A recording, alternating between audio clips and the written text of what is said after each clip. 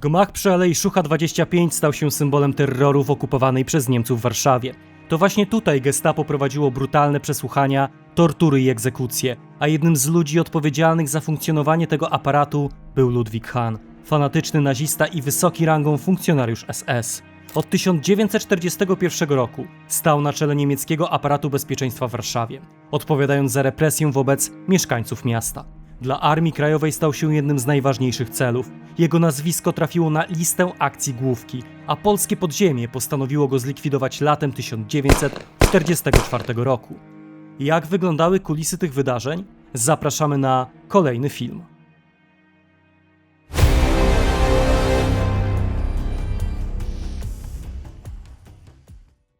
Mecenasem odcinka jest Hubert Kędziorek. Partnerem kanału Okupowana Polska jest sklep Militaria.pl. Ludwik Hahn urodził się 23 stycznia 1908 roku. Studiował prawo, a równocześnie związał się z ruchem narodowo-socjalistycznym, wstępując do NSDAP, a następnie do SS. W 1934 roku rozpoczął pracę w Służbie Bezpieczeństwa. 2 lata później został szefem Gestapo w Hanowerze, a w 1937 roku objął analogiczne stanowisko w Weimarze. W 1938 roku awansował do stopnia SS-Sturmbannführera oraz otrzymał tytuł Regierungsrata. Po agresji Niemiec na Polskę uczestniczył w kampanii wrześniowej jako szef Einsatzkommando, czyli formacji odpowiedzialnej za likwidowanie polskiej inteligencji i potencjalnych przeciwników politycznych. Następnie skierowano go do Krakowa, gdzie w latach 1939-1940 pełnił służbę w strukturach niemieckiego aparatu bezpieczeństwa. W 1940 roku został przeniesiony na Słowację, gdzie zajmował się organizacją niemieckich struktur policyjnych. Rok później skierowano go do Grecji, a następnie 1 sierpnia 1941 roku powierzono mu stanowisko dowódcy Policji Bezpieczeństwa i Służby Bezpieczeństwa w Warszawie. Otrzymanie tego stanowiska uczyniło zeń jednego z najważniejszych funkcjonariuszy nazistowskiego reżimu w okupowanej Warszawie. W listopadzie 1941 roku został awansowany do stopnia SS-Obersturmführera, a 20 kwietnia 1944 roku otrzymał rangę SS-Standartenführera. W polskiej stolicy podlegały mu struktury Gestapo i SD, a jego siedzibą był Gmach przy Alei Szucha 25. Hahn odpowiadał za zwalczanie polskiego ruchu oporu, represje wobec ludności cywilnej oraz działania wymierzone w społeczność żydowską. Jego podlegli funkcjonariusze uczestniczyli w organizacji i realizacji niemieckiej polityki eksterminacyjnej, w tym wielkiej akcji likwidacyjnej getta warszawskiego, podczas której około 300 000 Żydów deportowano do obozu zagłady w Treblince i tam zamordowano. Hahn ponosił również odpowiedzialność za masowe egzekucje, rozstrzeliwanie więźniów Pawiaka czy pełną paletę akcji represyjnych wymierzonych w ludność okupowanej stolicy. Jego nazwisko widniało na wielu obwieszczeniach informujących o kolejnych zbrodniach Niemców.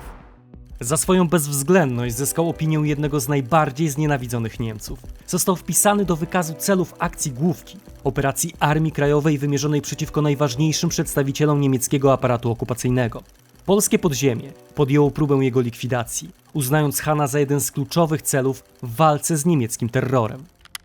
Rozpracowanie Ludwika Hahna nie należało oczywiście do łatwych zadań. Misję tę powierzono jednak jednemu z najwybitniejszych oficerów wywiadu Armii Krajowej, Aleksandrowi Kunickiemu, pseudonim Rajski.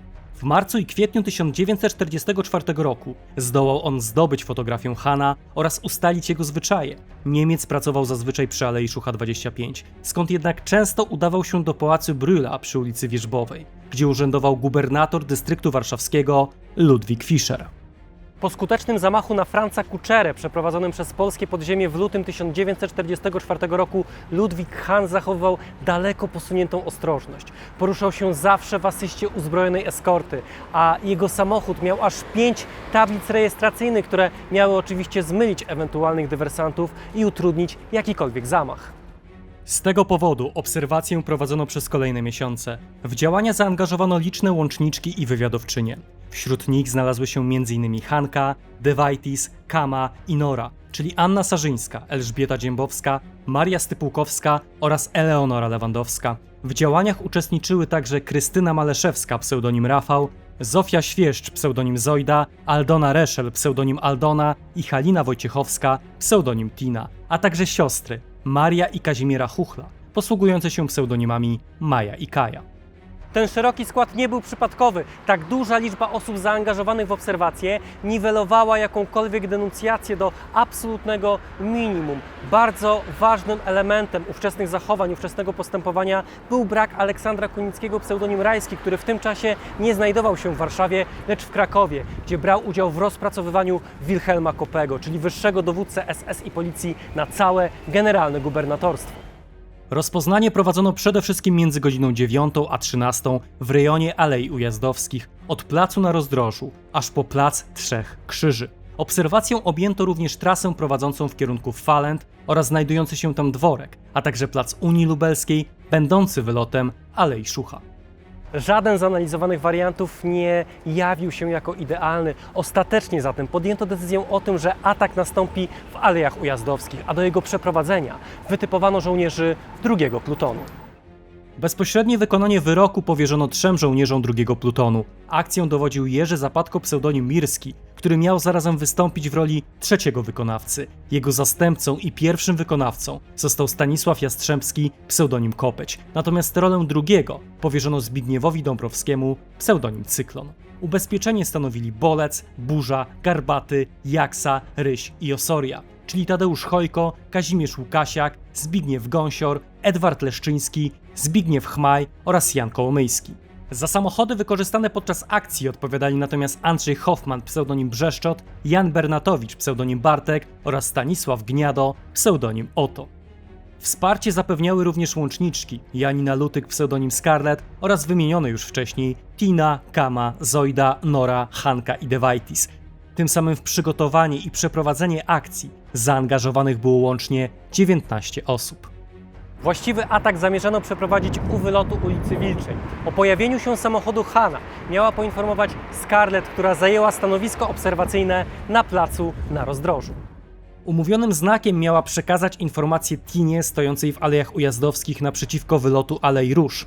Ta przekazywała sygnał Kamie, znajdującej się przy ulicy Chopina, a następnie Zojdzie, przy skrzyżowaniu z ulicą Piusa XI i Norze przy wylocie ulicy Matejki. Ostatecznego rozpoznania samochodu Hana dokonywały Hanka i Dewaitis. Ta ostatnia miała przeciąć jezdnię przed nadjeżdżającym autem, dając sygnał do rozpoczęcia akcji. Równocześnie z rozpoczęciem likwidacji do akcji miał się włączyć zaparkowany przy ulicy Wilczej samochód Brzeszczota, którego podstawowym zadaniem było zatarasowanie drogi pojazdowi Hana. 2 pozostałe samochody ustawiono na ulicy Wilczej za skrzyżowaniem z Mokotowską w kierunku ulicy Kruczej. Po rozpoczęciu akcji miały wycofać się tyłem do narożnika Wilczej i Alei Ujazdowskich, skąd zabrałyby żołnierzy uczestniczących w zamachu. Broń, którą z powodu upału Polacy musieli ukrywać pod ciężkimi płaszczami, trafiła do mieszkania ciotki Zdzisława Dobrowolskiego, pseudonim Mak, przy ulicy Wilczej, skąd następnie wyruszono na wyznaczone pozycje. Mirski zajmował stanowisko w Alejach Ujazdowskich po południowej stronie wylotu ulicy Wilczej, natomiast po stronie północnej znajdował się Kopeć. Cyklon i Burza oczekiwali w bramie domu przy ulicy Wilczej 2. Ubezpieczenie od strony Alei Ujazdowskich zapewniał Bolec, rozlokowany około 20 metrów od wylotu Wilczej. W podobnej odległości, lecz od strony placu Trzech Krzyży, stanowiska zajmowali Ryś i Osoria. Garbaty i Jaksa zabezpieczali natomiast skrzyżowanie Wilczej i Mokotowskiej, osłaniając zespół od strony ulicy Kruczej. Po rozpoczęciu akcji Cyklon i Burza mieli wyjść w Aleje Ujazdowskie. Burza miał współdziałać z Bolcem, natomiast Cyklon dołączyć do Mirskiego i Kopcia, by wspólnie ostrzelać samochód Hana. W dalszej fazie akcji Mirski i Cyklon mieli zająć się niemiecką eskortą, a Kopeć miał podbiec do samochodu, zastrzelić Hana i zabrać znajdujące się przy zbrodniarzu dokumenty.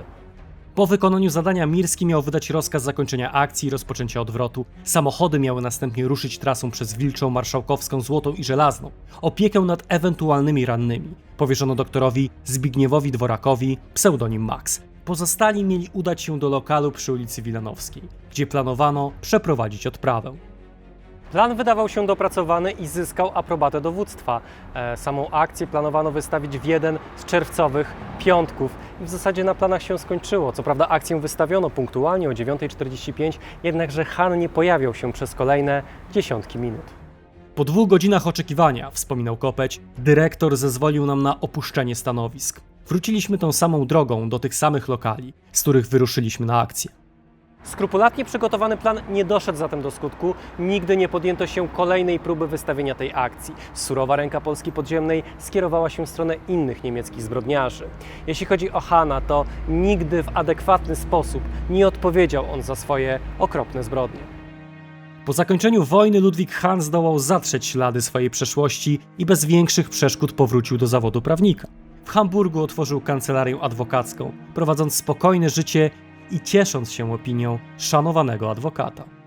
Dopiero na początku lat 60. zachodnio-niemiecki wymiar sprawiedliwości oskarżył Hahna o współodpowiedzialność z deportacji 300 000 Żydów do obozu zagłady w Treblince oraz akcje represyjne wymierzone w mieszkańców Warszawy. Mimo zgromadzonej dokumentacji, mimo ogromu dowodów świadczących o zbrodniach Hahna, postępowanie ciągnęło się przez długie lata. Wyrok zapadł dopiero w 1981 roku. Ludwik Hahn został skazany na karę dożywotniego pozbawienia wolności za współudział w zamordowaniu dziesiątek tysięcy ludzi. Nie odbył jednak kary w pełnym wymiarze. W 1985 roku, powołując się na zły stan zdrowia, został zwolniony z więzienia. Zmarł rok później, 10 listopada 1986 roku w Hamburgu, nigdy nie ponosząc kary współmiernej do ogromu popełnionych zbrodni. Tak zakończyła się historia niemieckiego zbrodniarza, którego nie zdołały dosięgnąć kule polskich żołnierzy. Dziękujemy Państwu za uwagę i do zobaczenia w kolejnym odcinku. Patronami kanału są Paweł Filipowicz, Emilia Cieśluk, Kuba Szafrański, Hubert Kędziorek, Adrian Giersz, Tomasz Sadurski, Radosław Kuśmierz, Krystyna Rusnak, Krystian Dziarek, Damian Stasik, Urszula Babiuch, Paweł Łabno, Ewa Ogrodnik, Marcin Hatys, Dariusz Stelmaczonek, Piotr Kośmider, Adrian Flor, Hubert Walas, Małgosia Drązikowska, Julie Clark, Łukasz Papież, Damian Pięta i Tomasz Futyma.